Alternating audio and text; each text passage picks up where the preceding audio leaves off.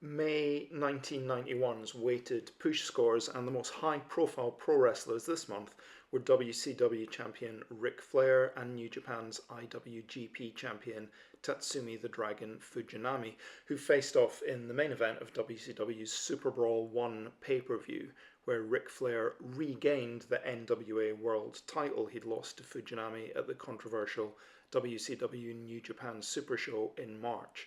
Or did he? Right, history lesson. I said I was going to get into all this in last month's video, but I didn't really, so I'm going to do a brief potted history now of the NWA and why the NWA World title and the WCW World title were represented by the same physical belt at this moment, but actually two different titles, and why this whole Flair Fujinami thing got so confusing. Right, the NWA, the National Wrestling Alliance, was formed way back in 1948 in Iowa between regional wrestling territory promoters as a way to have a single recognized wrestling world champion. It was a legally constituted entity with members, the individual promoters, a board of directors, a president, and governance rules and voting structures in place to agree on who the world champion should be at any given time. For the next 30 odd years or so, it worked as intended. It was a cartel like structure, but backed by written rules, agreements, and governance.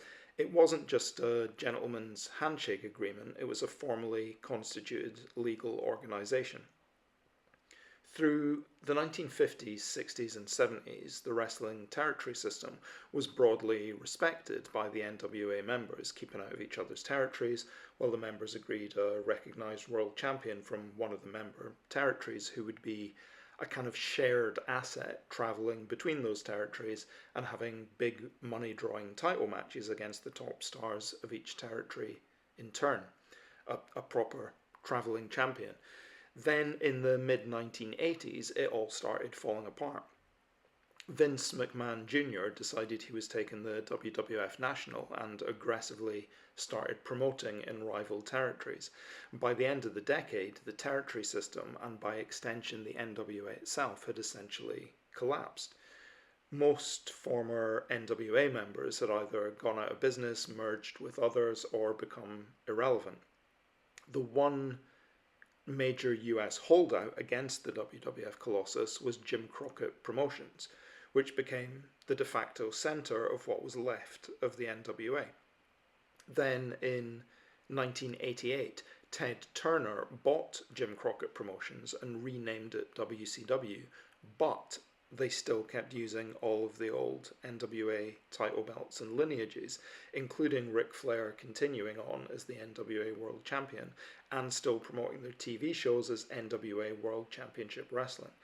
But Ted Turner had just bought the primary remaining member of the NWA, Jim Crockett Promotions. This is key. He hadn't bought the NWA.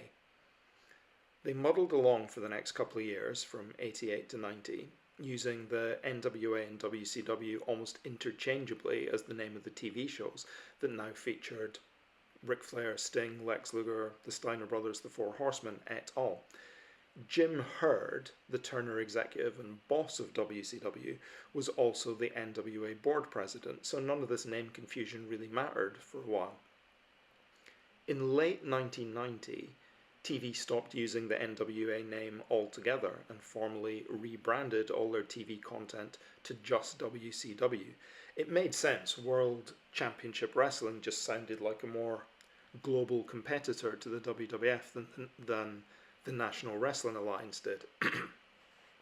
Then in January 1991, when Ric Flair beat Sting to win his 7th NWA World title, they just started calling Flair the WCW World Champion. The NWA was officially dead, long live WCW, and dead it might have stayed. But then WCW and New Japan Pro Wrestling formed a business relationship as WCW looked to expand internationally. They co-promoted the WCW New Japan Super Show at the Tokyo Dome in March. There was a disputed finish meant to protect both companies' top stars. Fujinami got the pin in the Tokyo Dome and was treated by the Japanese media as having unified the two belts. For all intents and purposes, in Japan certainly, Fujinami was treated as a double champion. But for American audiences, Fujinami was not their champion. He had been disqualified seconds before the pin for throwing Flair over the top rope. On WCW TV, Flair was definitely still the WCW World Champion, but here's where it gets even messier. At the Tokyo Dome in March, Flair was not introduced as the WCW World Champion. He was introduced as the NWA World Champion. New Japan didn't care about the WCW World title, and why should they have? It had only existed for 2 months. New Japan cared about the legacy and prestige of the NWA World title, which had existed since 1948.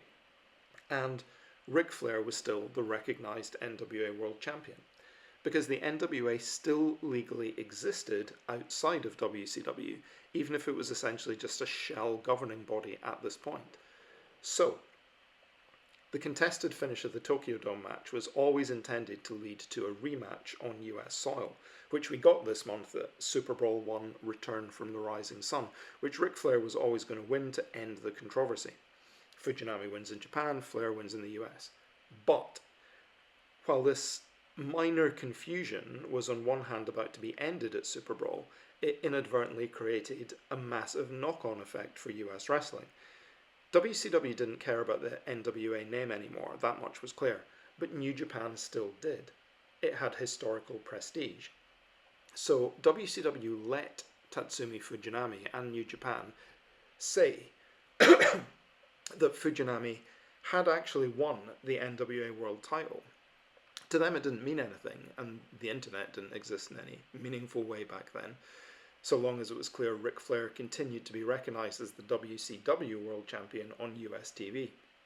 So, with the benefit of hindsight, there were basically 2 recognised champions for 2 months in 1991, represented by the one big gold belt, which Flair had brought back with him from Japan to the US, but which Fujinami still claimed was rightfully his, which brings us by a very circuitous route to the main event of Super Brawl 1. Link as usual in the video description if you want to watch it, and I'll pause on the match itself briefly.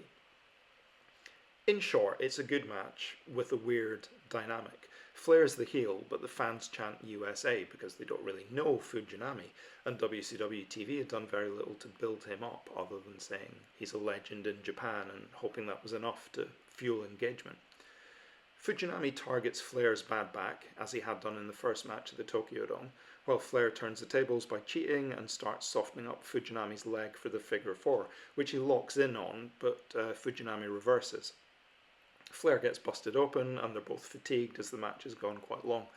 Fujinami gets a Scorpion Deathlock and Octopus, paying tribute to both Riki Choshu and Antonio Inoki, but after a ref bump takes out Tiger Hattori, the backup ref Bill Alfonso charges in and counts a Flair roll-up with a handful of tights. Flair has retained the WCW World title, or reunified the WCW and NWA titles, depending on your perspective. Either way, this match put an end to the confusion of the last 2 months. Except it didn't really, it just opened up more confusion, which would gradually unfold over the next 2 years, because New Japan, now working ever closer with WCW, realised during this that WCW didn't really care about the NW name or legacy anymore, but they did, and because no one in WCW was paying any attention to the NWA governance anymore, they could start associating themselves ever closer with it. So, story paused for now, but we'll return to it next year when New Japan revive the NWA World title as a completely separate entity to the WCW World title. Clear as mud? Good. So, anyway, Flair and Fujinami are ranked numbers 1 and 2 for May, and this is why. For what it's worth, I thought Super Brawl was actually a decent pay-per-view. I seem to be in the minority with that, judging from most wrestling reviews online, but as well as the decent if confusing main event, we also got what I'll give my match of the month honours to, which was WCW World and IWGP Tag Team Champions, the Steiner Brothers, who come in at number 7 for May in the top 10, beating Sting and US champion Lex Luger in a great face versus face match, which ended when returning heel Nikita Koloff tried to take out Luger with a chain, but nailed Sting instead. Elsewhere on the Super Bowl show, beautiful Bobby Eaton, who comes in at number 8, beat Arn Anderson to win the TV title in a nice moment. Beautiful Bobby had been slowly turned face by the fans after the Midnight Express left last year, and would be Flair's next challenger for the WCW World title at Clash of the Champions 15 next month. Bubbling under the top 10 for WCW in May, El Gigante beat Sid Vicious, who was leaving for the WWF in a stretcher match and now had the returning one-man gang to contend with. Ron Simmons beat his former Doom partner Butch Reed in a cage match. Brian Pillman beat Barry Windham in a taped fist match. The Fabulous Freebirds won the vacant US Tag Team titles after the Steiners had to give them up.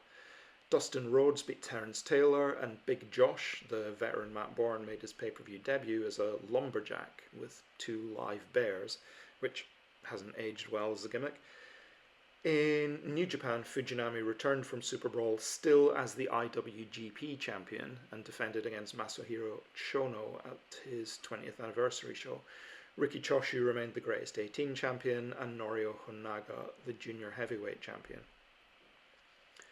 To the WWF for May 91, and World Champion Hulk Hogan versus Sergeant Slaughter in at numbers 3 and 6, and The Ultimate Warrior versus The Undertaker at numbers 4 and 5 were the 2 top house show programs for May. Hogan getting the best of Slaughter bouts, frequently billed as Desert Storm matches, and The Undertaker still looking surprisingly dominant against The Warrior, as those matches were tending to go to disqualification finishes, with Taker looking pretty unstoppable. Intercontinental Champion Mr. Perfect at number 9 was defending against the likes of the Texas Tornado and the British Bulldog. The Nasty Boys, Knobs and Sags make their top 10 debut at number 10 as the WWF Tag Team Champions, and actually make the debut in the 12-month PMP50 as well, which I'll cover shortly. Outside of the top 10 for the WWF, the Mountie zapped the Big Boss Man with his cattle prod to kick off a new summer feud. Other wrestlers being given shine on the face side were Bret Hart, now a singles wrestler, a returning Roddy Piper, targeting Ted DiBiase, Jake Roberts, who was feuding with Earthquake over killing his snake, Greg Valentine and the Bushwhackers tag team, and on the heel side, Ted DiBiase and Colonel Mustafa were being kept strong too. I'll do a quick spin through the other companies and then onto the PMP50. So in All Japan, Triple Crown champion Jumbo Tsuruta continued to lead his Tsuruta Gun stable and defended his belts against rising star Kenta Kobashi.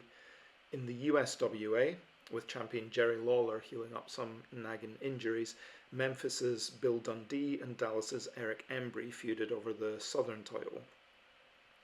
In Mexico's EMLL, veteran Lizmark and rising star Octagon were the most strongly pushed technicals this month, with Los Dinamitas enforcer Mascara Ano 2000 the most consistently pushed Rudo.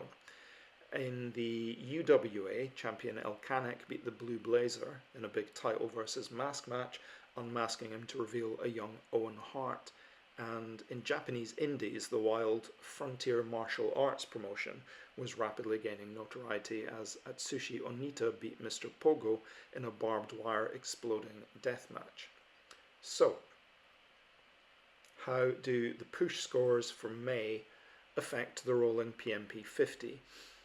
As ever, the PMP50 updates on a rolling month-by-month basis with weighted push scores, so we subtract the points for May 1990 and add the points for May 91 to cover the 12-month period of June 1990 to May 91.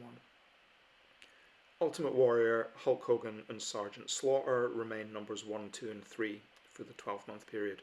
Warrior holding the WWF World title for 8 months over this time, and Hogan and Slaughter for 2 months apiece. At 4 and 5, Ric Flair and Sting had held top singles gold in WCW for 6 months each, with Flair repassing Sting into the number 4 spot. Randy Savage and Mr. Perfect stay 6 and 7, while IWGP and arguably NWA champion Tatsumi Fujinami moves up into the top 10 at 8.